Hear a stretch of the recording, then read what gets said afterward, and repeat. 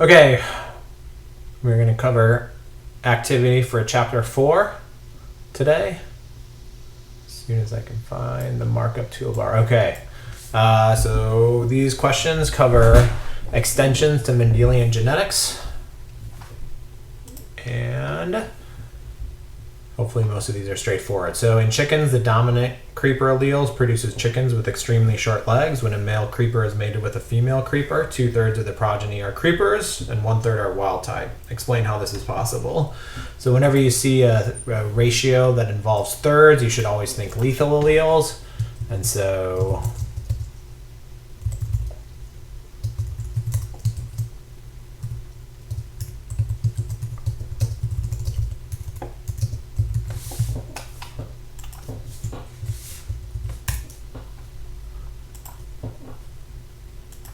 the most straightforward version of that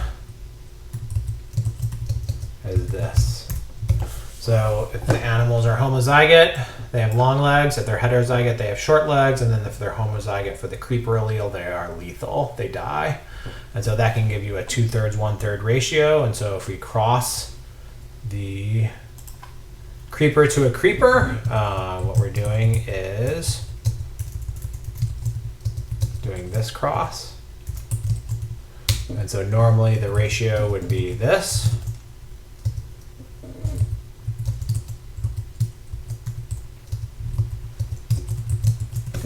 However, because one of these categories dies, we then renormalize. And so the 1/4 CC becomes 1/3, and then the 1/2 becomes 2/3.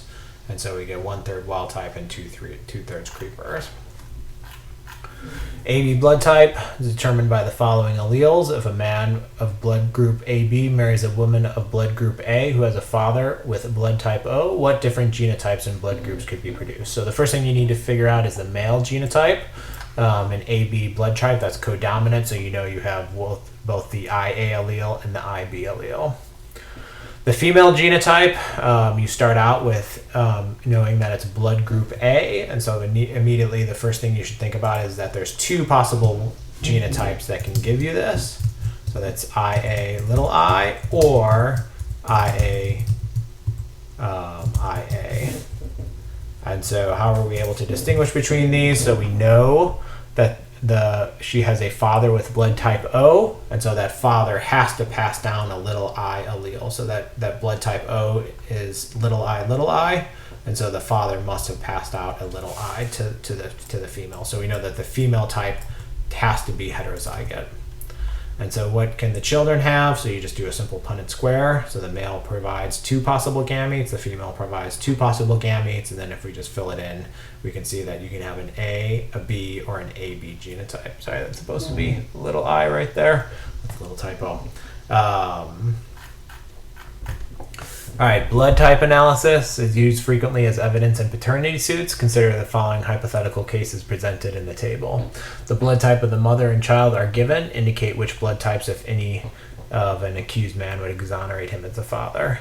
So again, these are phenotypes, so it's always important to remember that your blood type is a phenotype and it's not a genotype. And so if the mother has a blood type A, there's always two possible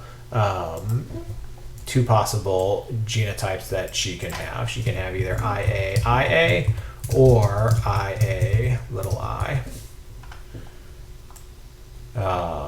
So this is way too big to put there. And then the child here must have a little I. And so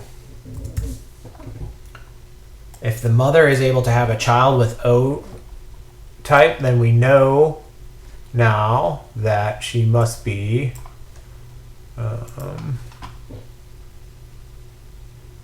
IAI, because otherwise she would not be able to have a child with an O blood type. She would have to pass on that A allele, which would make the child at least have an A blood type or possibly an AB blood type. So now, what is a exonerating blood type for the father? So in this case, the only possible answer is AB. So we need to know that the father does not have a little I. So the only way that he could have a child with the O blood type is if he passes on a little I. However, both an A blood type, a B blood type, and an O blood type, it's all possible to pass on that little I. So AB is the only answer for that. So if the mother has a B blood type and the child has an AB blood type, then we know that the child has to receive an A allele from the father. So the only way that the child can have that A blood type is if it received the A allele from the father. And so we know if the father is O or B, there's no way for that to happen. O and O, again, we know that the child must receive a little I from the father, and so the AB is the only possibility for that. B and B, there's no blood type that we can use to exclude paternity. And then A, B, A, and O. So the child has the B, so we know that he must receive the B from the father, and so if the father has the A or the O, that wouldn't be possible. So the key to these questions is just to remember that the blood type is not the same as the genotype. All right, what is the most likely mechanism of inheritance for the rare disorder presented in the following pedigree? The answer is dominant autosomal. And so how do we do this? So one of the things we can observe is the fact that it does not seem to skip generations. So every single generation has individuals that have the trait for the genetic disorder. And so that's usually a clue for dominance relationships.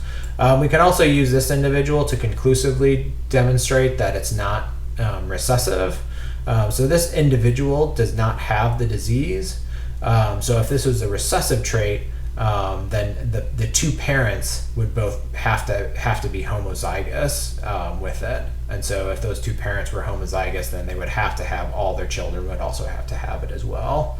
But if these two parents have it and it's dominant, then it can be heterozygote. So both of these individuals could be heterozygote, and so there's a 1/4 chance that the individual does not get the disease in this case. So this individual allows us to conclude with certainty that it's dominant. So how do we know that it is autosomal and not X-linked? So these individuals are important for that. So we have a female that has, that's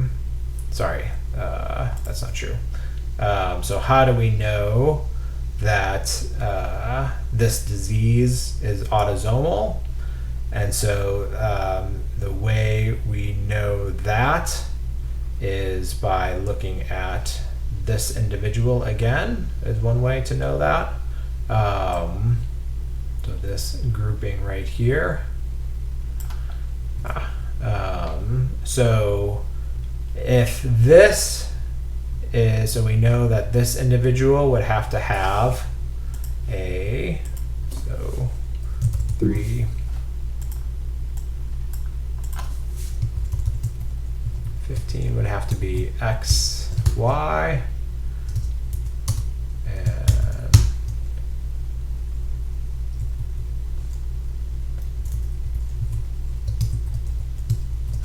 would have to be that. And so if this was X-linked, then we would know that every single female, so the genotypes of the female's offspring. So what are the possible?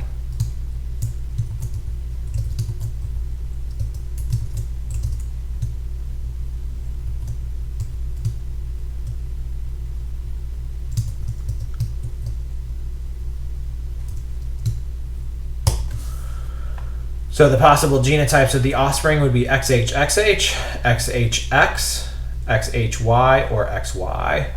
And so we know in this case that females would have to have the trait, and males would have a 50% possibility of having the trait. And so this female right here does not have the trait, and so we can conclude that since we have a female that doesn't have that trait, then it can't be X-linked. So this individual seems to be key for both concluding that it's autosomal and that it is dominant trait. In flies, eye color is sex-linked. Females with RR or r have red eyes, and RR have white eyes. Males with R have red eyes, so this indicates that they have the Y chromosome, so they're haploid for this gene, and they have the following phenotypes. So white-eyed males crossed with red-eyed females, or red-eyed males crossed with white-eyed females. Why are they different? So you just kind of follow this Punnett square. So in this case, this is the genotype of the male. So in this case, we have white-eyed male crossed with red-eyed female. In this case, we have red-eyed male crossed with white-eyed female. And so if you just simply follow the Punnett square, these are the possibilities. So red female and red male, red female and white male. And so this sex linkage actually caused differences in the F1 generation. And then if you continue on, so you'd have to mate the females with the males, and the females with the males, and then you would get the following ratios. 1/2 male is white eye, all others are red eye, 1/2 are red, and regardless of sex. Part 6, a dark coat color is dominant over albino and short hair is dominant over long hair. Assume these two traits are caused by independently assorting genes. So 2 mice are crossed and the results are the following progeny: 20 short-haired dark mice and 21 short-haired albino mice. What are the possibilities for the parents? So you should note that all of the offspring, the ratio is approximately 50%. And so you should note that 50% short, 100% short, 50% dark, 50% albino. So what are the ways that you can have, what are the genotypes that can cause short, 100% short? So you can either have SS crossed with SS, or SS crossed with a heterozygote. So in both of those cases, you would have 100% short-haired. Again, short-haired is dominant. And then for this case, the possibility is this. So in order to have 50% dark and 50% albino, then you would assume a heterozygote is crossed with a homozygote recessive. And so now you just have to combine these things. So you can either have SS, this combined,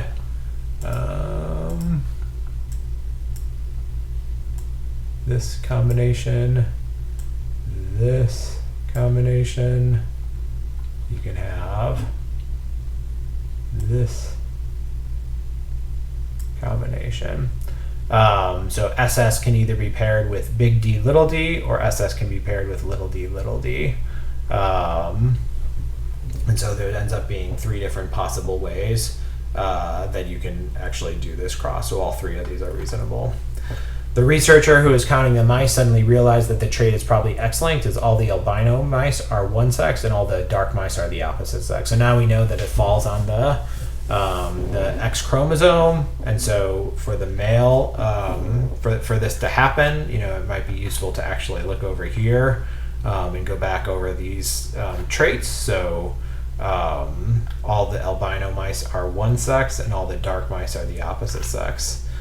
So that can happen when the gene is X-linked, and you do the cross in the following way. So the dominant allele is on the male carries the dominant allele, and so in that case we've indicated the D that way. So the male carries the dominant allele and the female is homozygous recessive.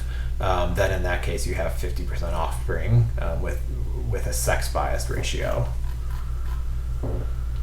All right, finally, swine. No, sorry, not finally, swine. When a pure breeding red is crossed to pure breeding white, the F1 are all red. However, the F2 shows 9, 16, 1, 16, and 6, 16 as a new color. So immediately you should be thinking of epistasis. So whenever you see ratios of 16th, you should think of 2 genes. And then hopefully you'll immediately remember these ratios. So 9 have this category, 3 have this category, 3 have this category, and 1 has this category. And that's in a standard intercross. So the 9 to 1 to 16. So again, we just start out with this. Can this explain the correct answers? So let's see what happens. So 9, and then if we add the 3 to 3, we'll get the 6. So 9 to 6 to 1. And does this make sense? So in swine, when a pure breeding red is crossed to a pure breeding white, the F1 are all red. So if a pure breeding red is crossed to a pure breeding white, that would mean we would have this cross, and the offspring would be heterozygous, and then that would fall within this category that's red. Okay, so far so good. And then this individual is intercrossed, and we get the 9 to 1 to 6 ratio. So that again looks good as well. A particular red individual is crossed to a particular sandy individual, and the progeny is comprised of 4 sandy, 3 red, and 1 white piglet. So what is the most likely genotype of the parents? So we're seeing a 4 to 3 to 1 ratio. So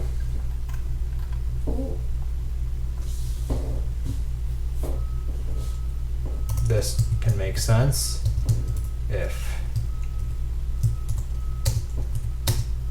the following is observed. So why did I guess this?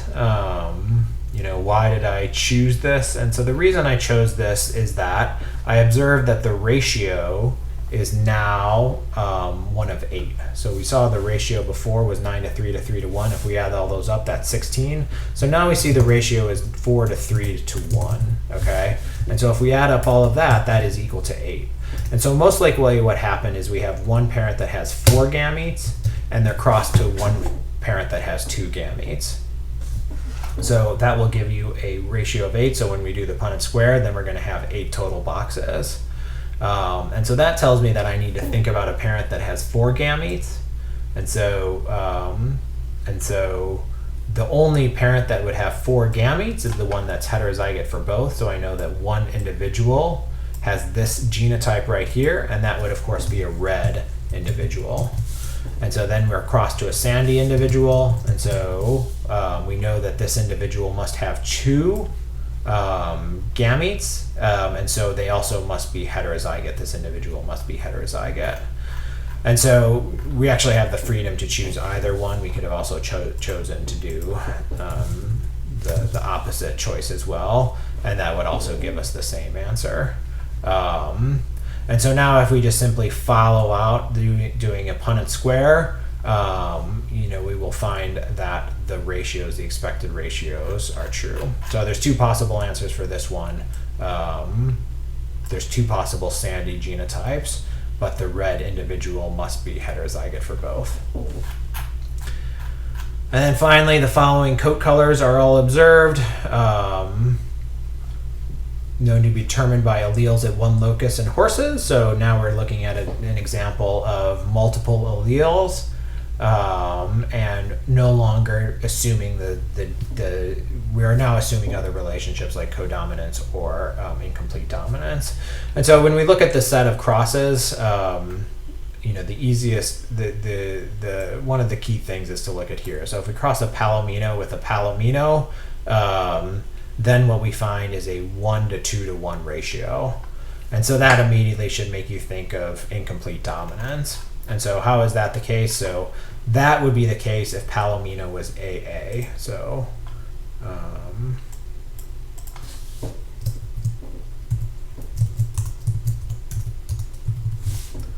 so the palomino would be the heterozygote, cremello, and then chestnut. Sorry. I'm going to do it like this to start out as well. The other possibility is this.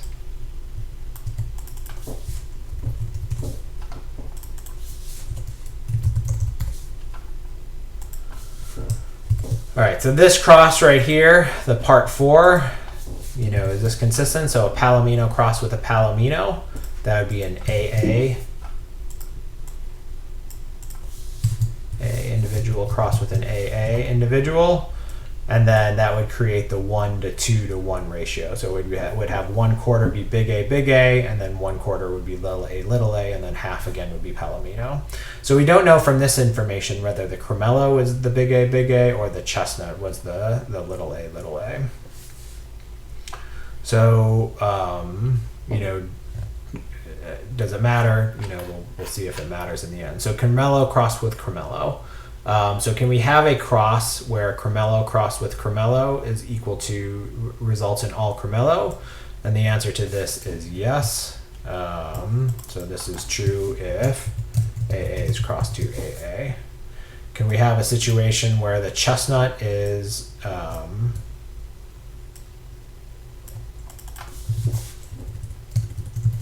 produces all chestnut? Yes. So in that situation, the chestnut crossed to the chestnut is little a crossed with little a.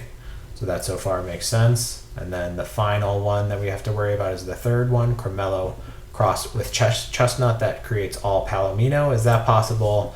And the answer for that one is also yes. So that's possible if we have this cross. So if AA crossed with AA, then all of the offspring will be heterozygote, and then that matches our palomino.